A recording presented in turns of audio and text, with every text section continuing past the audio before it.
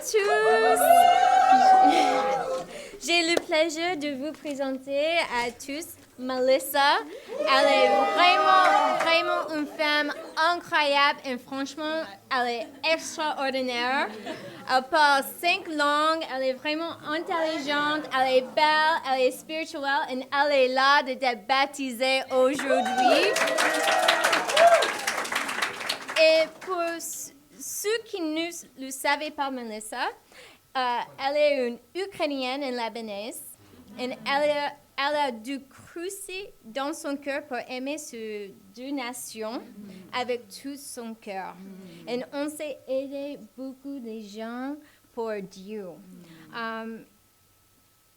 Vraiment, c'est incroyable, tu es là. Ce qui est vraiment impressionnant chez Melissa, c'est à quel point elle était prête à pardonner. C'était une vraie bataille avec beaucoup de larmes, beaucoup d'ouverture. Et pour qu'elle soit réellement sauvée et baptisée aujourd'hui, mais elle est prête à 100% de être baptisée aujourd'hui et elle a pardonné tout. Donc, je suis vraiment fière de toi, je t'aime fort. Et vraiment, chaque jour, elle m'a demandé, est-ce que je peux être baptisée aujourd'hui? Car je voulais être baptisée maintenant. Je was like, OK, on y va. Et hier, elle a calculé la dépense après 4 heures. Elle est prête aujourd'hui. Je suis fière de toi. Je vais laisser les soeurs de partager. Ça, enfin, le grand jour est arrivé. L'écriture que je veux juste te partager avec toi. Attends, j'ai oublié juste de dire, elle a été rencontrée par Sandra sur Instagram. C'est vraiment puissant. Donc, elle se trouve en Exode 34. Et c'est au verset 29, ça dit « Moïse descendit du mont Sinaï, les 2 tablettes du témoignage à la main. Il ne savait pas que la peau de son visage rayonnait parce qu'il avait parlé avec l'Éternel. Et vraiment, ça, c'est une écriture directe hier. J'ai pensé à toi quand j'ai vu cette écriture-là. Pourquoi? Parce que ça fait 1 an que tu as étudié à peu près la Bible. Et du coup, on a vu vraiment la transformation. Plus tu allais à Dieu et plus tu étais transformée par la parole de Dieu. Et ce que j'ai beaucoup apprécié chez toi, c'est vraiment, tu étais craving. Tu avais vraiment cette soif de te rapprocher de Dieu, de craindre Dieu et de vraiment faire ça. Donc juste, je suis super fière de toi. Sache vraiment que je suis super fière de toi. Et je suis juste contente de partager ce jour-là. Et enfin, tu vas être baptisée.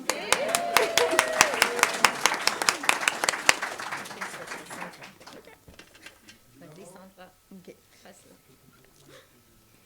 Désolée. La Bible, elle nous dit en 1 Timothée 4,16, « Veille sur toi-même et sur ton enseignement.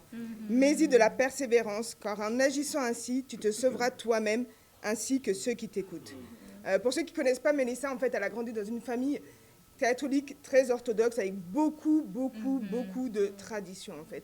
Et ce que j'apprécie avec toi, Mélissa, c'est qu'en fait, tu as vraiment voulu mettre cette écriture en pratique, en fait. Tu voulais que ta vie et tes enseignements ils soient ensemble, en fait. Et chaque fois que tu découvrais dans la Bible que c'était pas ta vie, bah, c'était difficile. Tu pleurais à chaque fois, c'est vrai. C'est vrai, à chaque fois, chaque étude, chaque défi.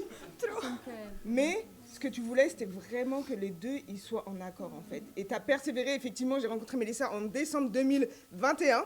Donc, faites le calcul. Voilà. Et on a étudié la Bible plusieurs fois parce qu'elle a voulu mettre ses études avant, elle a voulu mettre ses traditions avant. Mais à la fin, elle a juste décidé de mettre la Bible en premier dans sa vie, avant toutes ses traditions, avant sa famille, avant son propre cœur, en fait. Et Mélissa, je suis vraiment fière de toi parce qu'aujourd'hui, par ta persévérance, ben, tu vas être sauvée et tu vas aussi pouvoir sauver toutes les personnes qui sont en train de t'écouter, que ce soit ta famille, tes amis et toutes les personnes autour de toi. Donc, je suis juste super fière de toi, Mélissa. Vas-y, Melissa. Bonjour encore une fois pour tout le monde. Je suis trop ravie d'être sur cette place, enfin, après 1 an. Après 1 an.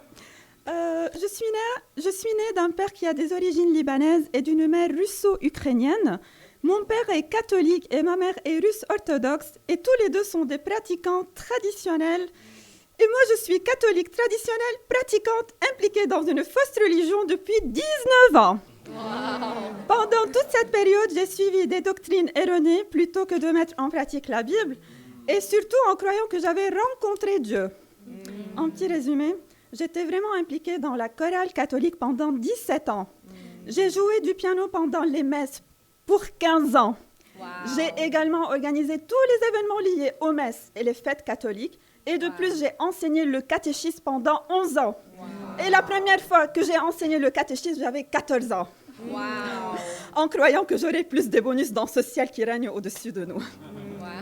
Je ne vais pas trop tarder, mais un jour, lorsque je suis venue en France, ça fait 3 ans et demi que je suis là, je suis venue pour les études, j'ai pensé, pourquoi pas un peu ouvrir cette Bible et voir qu'est-ce qui s'est écrit. Mais je ne connaissais pas qu'il y a quelque chose qui s'appelle étude biblique. Je me suis dit, une lecture quand même, parce que je ne connais que quelques versets bibliques. Et quelques semaines plus tard, je vois un message sur mon Instagram. Est-ce que tu aimerais étudier une Bible? J'ai dit, waouh! C'était de cette dame-là. C'était juste quelques semaines plus tard.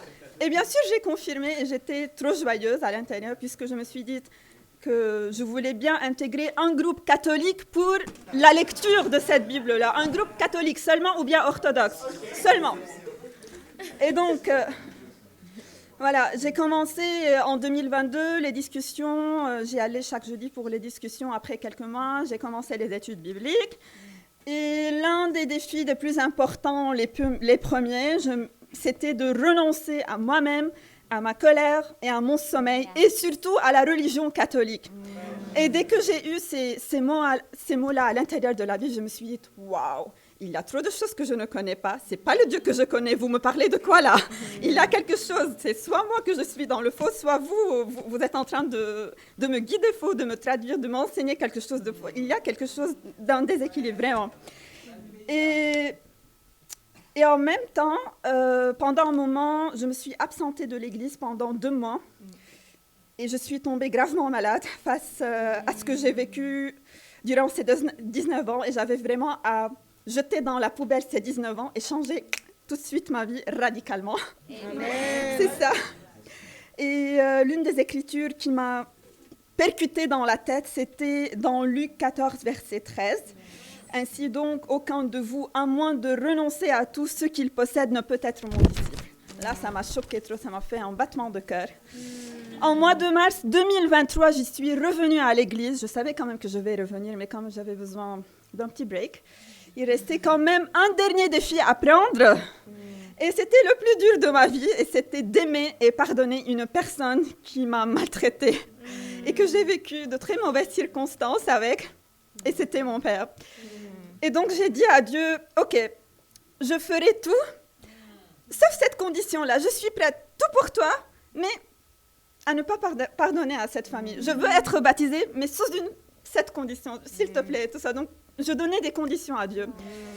Et j'ai voulu vraiment effacer cette cicatrice et que je me suis dit, cette personne n'existe plus dans ma vie, ni sa nationalité, ni la terre, ni géographiquement, ni non. Je voulais juste tourner cette page puisque je suis là et faire tout pour Dieu, sauf cette condition-là. Mais Dieu ne m'a pas laissé fonctionner comme ça. Il m'a encouragée d'ouvrir plus mon cœur envers les sœurs, ce qui n'était jamais le cas dans ma vie, jamais dans ma vie. J'ai fait confiance à tout et les sœurs m'ont donné une écriture dans Colossiens 3:13. Et c'est la seule écriture dans toute la Bible qui est marquée en fluo jaune. Je n'ai rien marqué en jaune. Tout est tracé sauf cette écriture. Pardonnez-vous réciproquement, tout comme Christ vous a pardonné, pardonnez-vous aussi. Amen. C'était dur pour moi, je le ferai juste pour toi, Dieu, je ne te donne plus des conditions.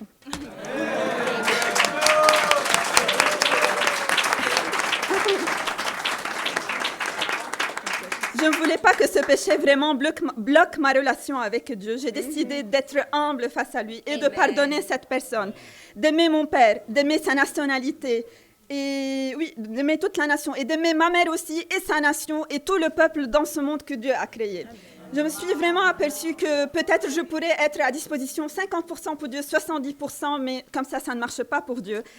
En total, ça m'a pris un an pour prendre tous ces défis, de rejeter à la poubelle mes 19 ans et être ici enfant. Et je remercie Dieu parce qu'il m'a appris vraiment à être persévérante et patiente. Et je remercie toutes les sœurs qui ont fait vraiment un triple, quadruple, 5 fois 100 efforts pour être à côté de moi.